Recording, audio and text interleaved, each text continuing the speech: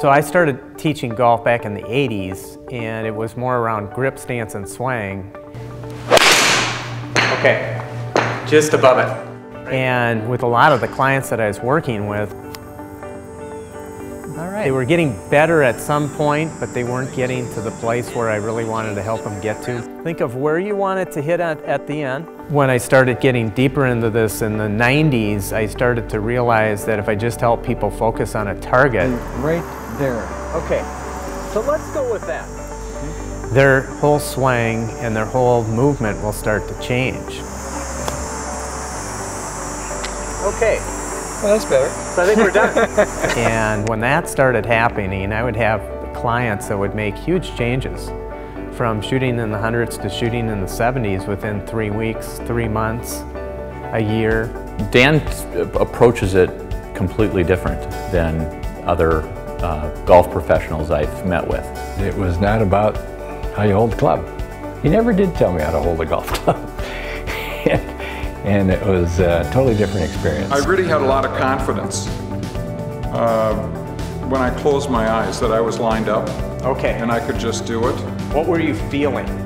One of the big steps is really to be able to take your own natural abilities and then trust it when you take it on the golf course. And so what we constantly are working on is how to help them stay relaxed, maintain the focus while they're hitting the shot, and detach from the outcome, because the outcome can get in the way as well.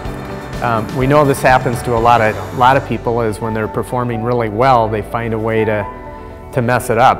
And it's simply because they're not clear on how well they can do.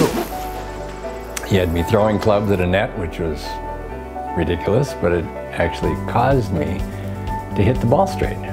The approach is really starting with thinking about the target instead of thinking about what's wrong with your swing or how you putt or how you chip.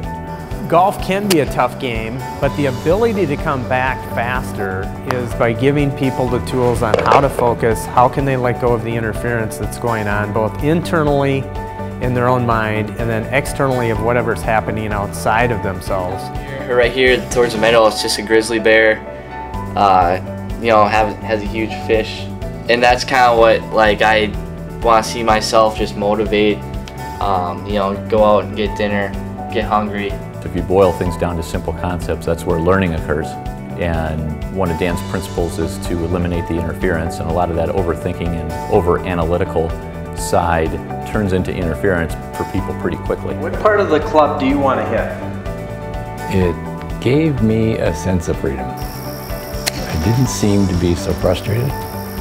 I was invited to play at some of the private clubs with the guys that really do perform a lot, and they're really good. And for some reason, I was playing as well or better than they were. So they said, "Oh, wow, you must take a lot of lessons." I said, "Not really. I work with this golf whisperer guy." You know? So the feeling was confidence. The feeling was freedom.